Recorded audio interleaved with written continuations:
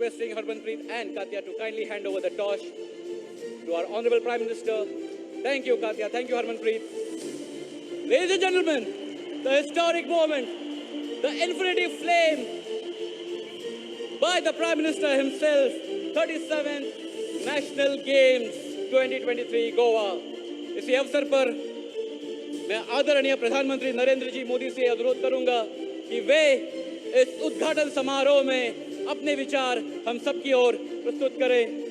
May I please request the Honorable Prime Minister of India to kindly address the gathering.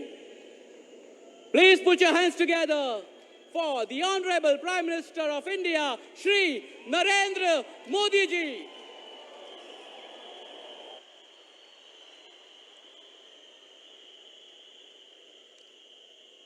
Bharat माता की, भारत माता की, भारत माता की। गोवा के राज्यपाल श्रीमान पीएस श्रीधरन पिल्लई जी, यहाँ के लोकप्रिय और युवा ऊर्जावान मुख्यमंत्री प्रमोद सावंत जी, खेल मंत्री अनुराग ठाकुर, केंद्रीय मंत्रिमंडल के मेरे अन्य साथी, मंच पर विराजमान अन्य जनप्रतिनिधिगण, भारतीय ओलंपिक संघ की अध्यक्षा बहन पीटी उषा जी, देश के कोने कोने से आए हुए सभी मेरे खिलाड़ी साथी, सपोर्टिंग स्टाफ, अन्य पदाधिकारी और नौजवान दोस्तों, भारतीय खेल के महाकुंभ का महासफर आज गोवा आ पहुंचा है। हर तरफ रंग है, तरंग है, रोमांच है, रवानगी है। गोवा की हवा में बात ही कुछ ऐसी है।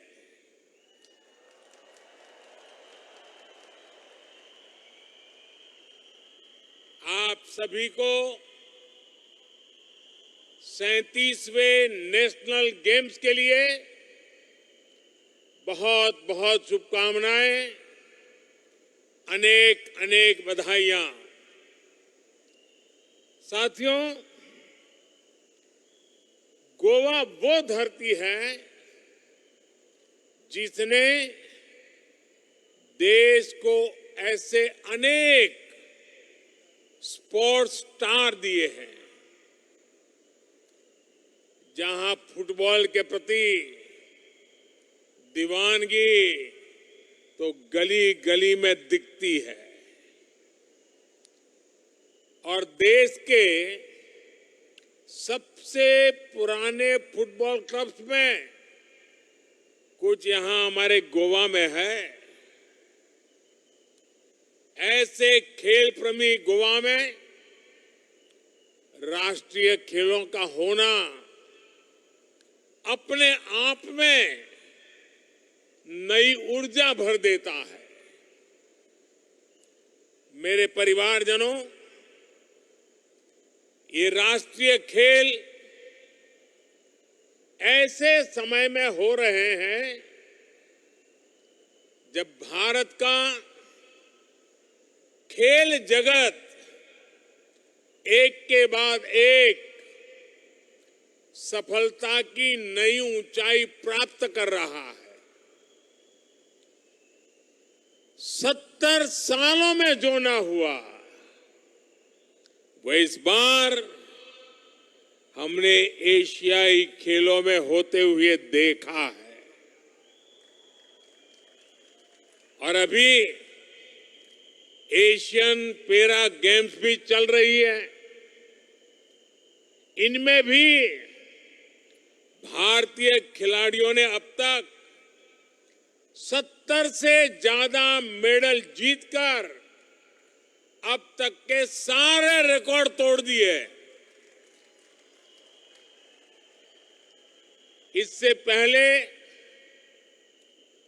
वर्ल्ड यूनिवर्सिटी गेम्स हुए थे, इसमें भी भारत ने एक नया इतिहास रच दिया। ये सफलताएं यहां आए हर खिलाड़ी के लिए बहुत बड़ी प्रेरणा है। ये नेशनल गेम्स एक प्रकार से आपके लिए, सभी नौजवानों के लिए, सभी खिलाड़ियों के लिए एक मजबूत लॉन्च पैड है।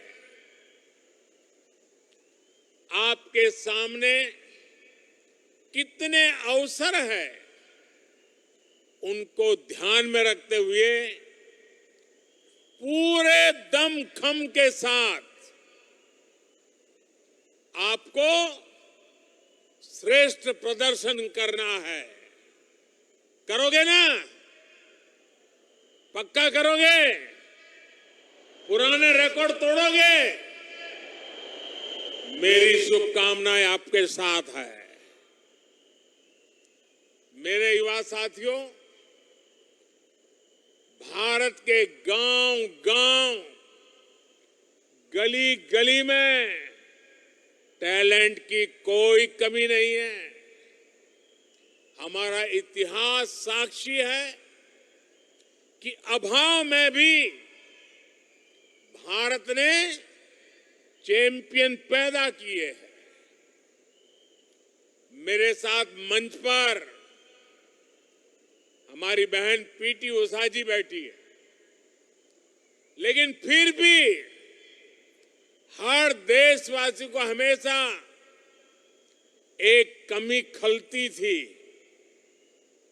हमारा इतना बड़ा देश इंटरनेशनल स्पोर्ट्स इवेंट की मेडल टैली में हम बहुत पीछे रह जाते थे।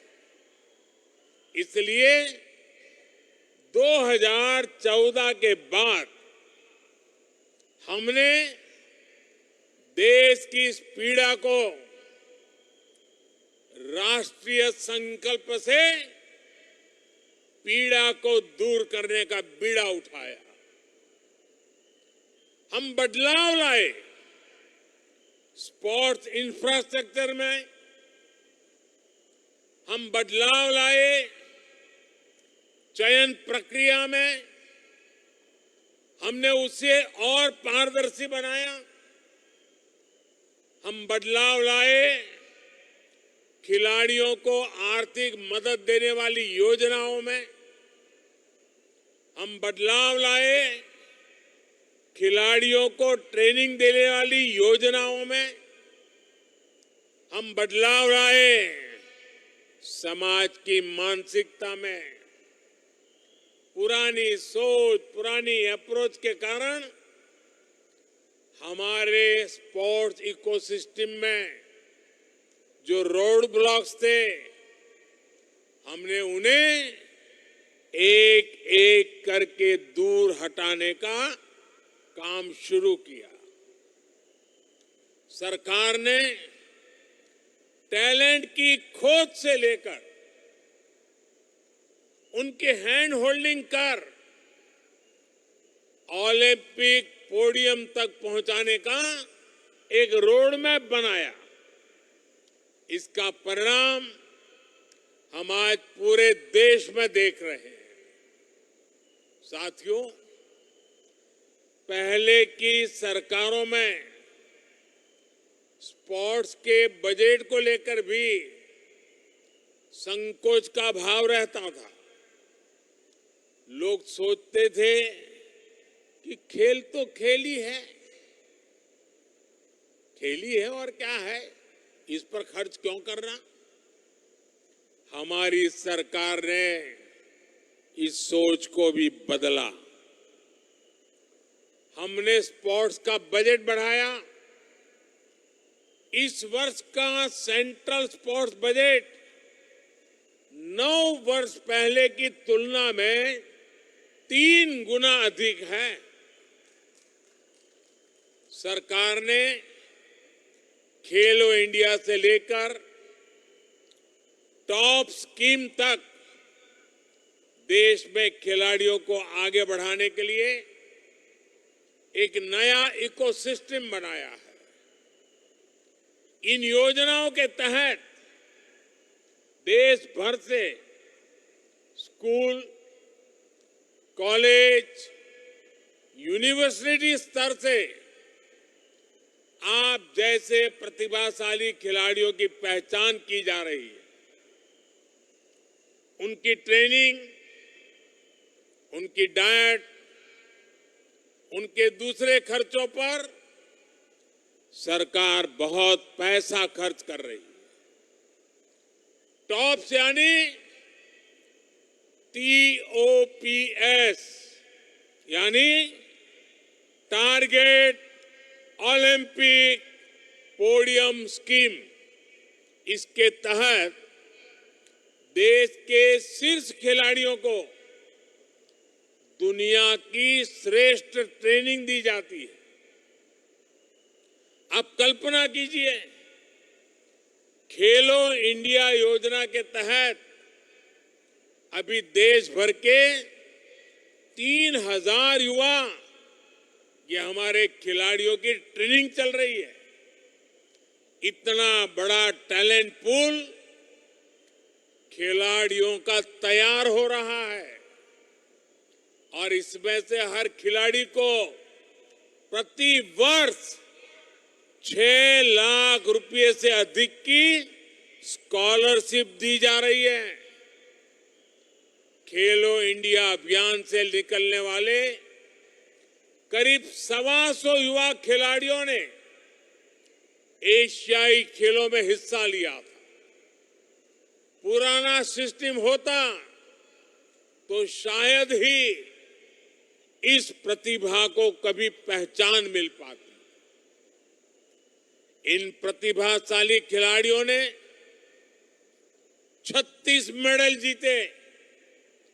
खेलो इंडिया से खिलाड़ियों की पहचान करो, उन्हें तैयार करो और फिर टॉप से उन्हें ओलंपिक पोडियम फिनिश की ट्रेनिंग और टेम्परामेंट दो। ये हमारा रोड मैप है। मेरे युवा साथियों, किसी भी देश के स्पोर्ट्स सेक्टर की प्रगति का सीधा नाता उस देश की व्यवस्था की प्रगति से भी जुड़ा होता है। जब देश में नेगेटिविटी हो, निराशा हो, नकारात्मकता हो, तो मैदान पर भी, जीवन के हर क्षेत्र पर भी इसका बहुत बुरा असर दिखता है। भारत की ये सक्सेसफुल स्पोर्ट्स स्टोरी भारत की ओवरऑल सक्सेस स्टोरी से अलग नहीं है। भारत आज हर सेक्टर में आगे बढ़ रहा है, नए रिकॉर्ड बना रहा है। भारत की स्पीड और स्केल का मुकाबला आज मुश्किल है। भारत कैसे आगे बढ़ रहा है, इसका अंदाजा आपको बीते 30 दिनों के काम और उपलब्धियों से मिलेगा।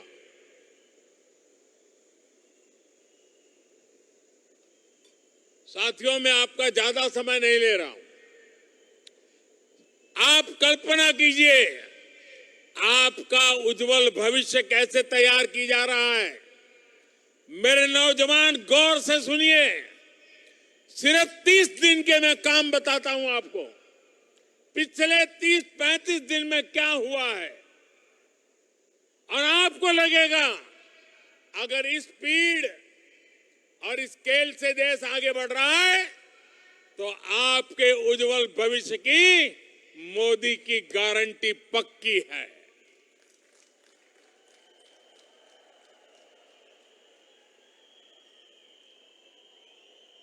बीते 30-35 दिनों में ही नारी शक्ति वंदन अधिनियम कानून बना।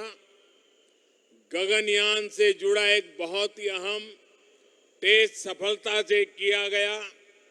भारत को अपनी पहली रीजनल रैपिड रेल नमो भारत मिली।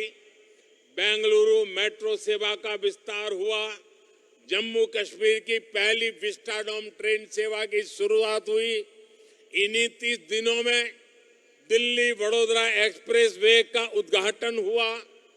भारत में G20 देशों के सांसदों और स्पीकर्स का सम्मेलन हुआ।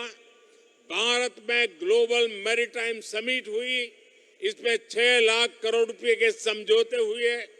इजरायल से भारतीयों की वापसी के लिए ऑपरेशन अजय शुरू किया गया। 40 साल बाद भारत और श्रीलंका के बीच फेरी सर्विस शुरू हुई। यूरोप को पीछे छोड़ते हुए भारत 5G यूजर बेस के मामले में दुनिया के टॉप 3 देशों में पहुंचा। एप्पल के बाद गूगल ने भी मेड इन इंडिया स्मार्टफोन बनाने का ऐलान किया। हमारे देश ने अन्न और फल सब्जी उत्पादन का नया रिकॉर्ड बनाया। साथियों,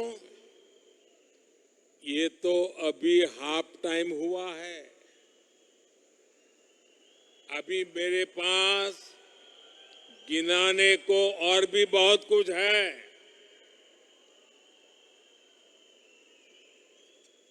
आज ही मैंने महाराष्ट्र में नलवंडे डैम पर भूमि पूजन किया है, जो 50 साल से अटका हुआ था। बीते 30 दिनों में ही तेलंगाना में 6,000 करोड़ रुपए के सुपर थर्मल पावर प्रोजेक्ट का लोकार्पण हुआ। छत्तीसगढ़ के बस्तर में 24,000 करोड़ रुपए के आधुनिक स्टील प्लांट का लोकार्पण हुआ। राजस्थान में महसाणा, बठिंडा, गुरदासपुर गैस पाइपलाइन के एक सेक्शन का लोकार्पण हुआ। जोधपुर में नए एयरपोर्ट टर्मिनल बिल्डिंग और IIT कैंपस का शिलान्यास और लोकार्पण हुआ। बीते 30 दिनों में ही महाराष्ट्र में 500 से अधिक स्किल डेवलपमेंट केंद्र लॉन्च किए गए। कुछ दिन पहले गुजरात के धोरडो को बेस्ट टूरिज्म विलेज का पुरस्कार मिला। जबलपुर में वीरांगना रानी दुर्गावती स्मारक का भूमि पूजन हुआ। हल्दी किसानों के लिए टर्मरिक बोर्ड की घोषणा हुई। तेलंगाना में सेंट्रल ट्राइबल यूनिवर्सिटी को स्वीकृति मिली। मध्य प्रदेश में एक साथ 2.25 लाख गरीब परिवारों को PM आवास योजना के घर मिले। इन्हीं 30 दिनों में PM स्वनिधि योजना के लाभार्थियों की संख्या 50 लाख पहुंची। आयुष्मान भारत योजना के तहत 26 करोड़ कार्ड बनाने का पड़ाव पार हुआ। आकांक्षी जिलों के बाद देश में आकांक्षी ब्लॉक के विकास का अभियान शुरू किया।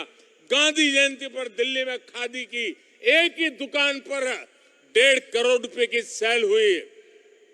और साथियों, इन्हीं 30 दिनों में खेलों की दुनिया में भी बहुत कुछ हुआ। भारत ने एशियाई खेलों में 100 से ज्यादा मेडल जीते। 40 साल बाद भारत में इंटरनेशनल ओलंपिक कमेटी का सेशन हुआ। उत्तराखंड को हॉकी, एस्ट्रो टर्फ और वेलोड्रोम स्टेडियम मिला। वाराणसी में आधुनिक क्रिकेट स्टेडियम पर काम शुरू हुआ। ग्वालियर को अटल बिहारी वाजपेयी दिव्यांग स्पोर्ट्स सेंटर मिला। और यहाँ गोवा में ये नेशनल गेम्स भी तो हो रहे हैं। सिर्फ 30 दिन के, मेरे नौजवान सोचिए, सिर्फ 30 दिन के कार्यों की एक लिस्ट बहुत लंबी है।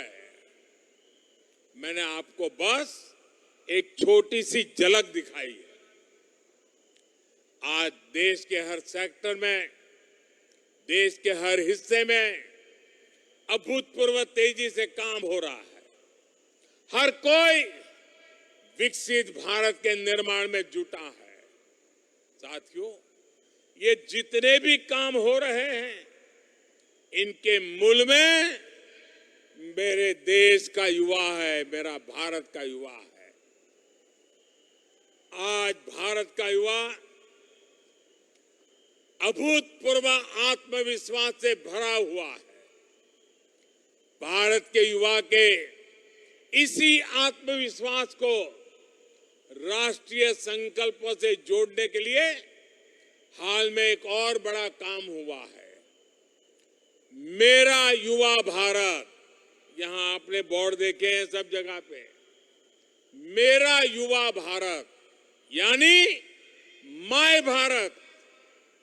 माय भारत नाम से एक नया प्लेटफॉर्म को स्वीकृति दी गई है। ये ग्रामीण और शहरी यानी देश के हर युवा को आपस में भी और सरकार के साथ कनेक्ट करने का भी वन स्टॉप सेंटर होगा, ताकि उनकी आकांक्षाओं की पूर्ति के लिए, राष्ट्र निर्माण के लिए उन्हें ज्यादा से ज्यादा अवसर भी प्रदान किए जा सके। ये भारत की युवा शक्ति को विकसित भारत की शक्ति बनाने का माध्यम बनेगा। अब से कुछ दिन बाद 31 अक्टूबर को एकता दिवस पर मैं माय भारत अभियान की शुरुआत करने जा रहा हूं और देशवासियों को मालूम है 31 अक्टूबर को सरदार वल्लभ भाई पटेल की जन्म जयंती पर हम देश भर में रन फॉर यूनिटी का बहुत बड़ा कार्यक्रम करते हैं। मैं चाहूंगा गोवा में भी और देश के हर कोने में 31 अक्टूबर को देश की एकता के लिए रन फॉर यूनिटी का शानदार कार्यक्रम भी होना चाहिए। आप सब भी इस अभियान से जरूर जुड़िएगा। साथियों, आज जब भारत के संकल्प और प्रयास दोनों इतने विराट है, तब भारत की आकांक्षाओं का बुलंद होना भी बहुत स्वाभाविक है। इसलिए ही आईओसी के सेशन के दौरान मैंने 140 करोड़ भारतीयों की आकांक्षा को सामने रखा है। मैंने ओलंपिक की सुप्रीम कमेटी को आश्वस्त किया कि भारत 2030 में यूथ ओलंपिक्स और 2036 में ओलंपिक्स के आयोजन के लिए तैयार है। साथियों, ओलंपिक्स के आयोजन के लिए हमारी आकांक्षा सिर्फ भावनाओं तक सीमित नहीं है, बल्कि इसके पीछे कुछ ठोस कारण है। 2036 यानी आज से करीब 13 साल बाद भारत दुनिया की अग्रणी आर्थिक ताकतों में से एक होगा। उस समय तक आज के मुकाबले हर भारतीय की आय कई गुना अधिक होगी। तब तक भारत में एक बहुत बड़ा मिडिल क्लास होगा। स्पोर्ट्स से लेकर स्पेस तक भारत का तिरंगा और शान से लहरा रहा होगा। ओलंपिक्स के आयोजन के लिए कनेक्टिविटी और दूसरे आधुनिक इंफ्रास्ट्रक्चर की जरूरत होती है। आज भारत आधुनिक इंफ्रास्ट्रक्चर पर 100 लाख करोड़ रुपए से ज्यादा खर्च करने की तैयारी में है। इसलिए ओलंपिक्स भी हमारे लिए उतना ही आसान हो जाएगा। साथियों, हमारे नेशनल गेम्स एक भारत श्रेष्ठ भारत का भी प्रतीक है। ये भारत के हर राज्य को अपना सामर्थ्य दिखाने का बहुत बड़ा माध्यम होता है। इस बार गोवा को यह अवसर मिला है। गोवा सरकार ने, गोवा वासियों ने जिस प्रकार की तैयारियां की हैं, वो वाकई बहुत सराहनीय है। ये जो स्पोर्ट्स इंफ्रास्ट्रक्चर यहां बना है, वो आने वाले अनेक दशकों तक गोवा के युवाओं के काम आएगा। यहां से अनेक नए खिलाड़ी भारत को मिलेंगे। इससे यहां और ज्यादा नेशनल और इंटरनेशनल स्पोर्ट्स इवेंट्स आयोजित करना संभव होगा। बीते कुछ वर्षों में गोवा में कनेक्टिविटी से जुड़ा आधुनिक इंफ्रास्ट्रक्चर भी बना है। नेशनल गेम्स से गोवा के टूरिज्म को, यहां की इकोनॉमी को भी लाभ बहुत होगा। साथियों, गोवा तो उत्सवों के लिए, सेलिब्रेशन के लिए जाना जाता है। गोवा इंटरनेशनल फिल्म फेस्टिवल की चर्चा अब पूरी दुनिया में होने लगी है। हमारी सरकार गोवा को इंटरनेशनल कॉन्फ्रेंस, मीटिंग्स और समिट्स का भी महत्वपूर्ण सेंटर बना रही है। साल 2016 में हमने ब्रिक्स सम्मेलन गोवा में आयोजित किया था। G20 से जुड़ी कई महत्वपूर्ण मीटिंग्स भी यहां गोवा में हुई है। मुझे खुशी है कि दुनिया में टूरिज्म की सस्टेनेबल ग्रोथ के लिए Goa road map for tourism को G20 देशों ने आम सहमति से स्वीकार किया है। ये गोवा के लिए तो गर्व का विषय है ही, भारत के टूरिज्म के लिए भी बहुत बड़ी बात है। साथियों, मैदान कोई भी हो, चुनौती कैसी भी हो, हमें हर हाल में अपना बेस्ट देना है। इस अवसर को हमें खोना नहीं है। इसी आह्वान के साथ मैं 37वें राष्ट्रीय खेलों की शुरुआत की घोषणा करता हूं। आप सभी एथलीट्स को फिर से अनेक शुभकामनाएं। गोवा है तैयार, गोवा असा तैयार, गोवा इज रेडी। बहुत बहुत धन्यवाद।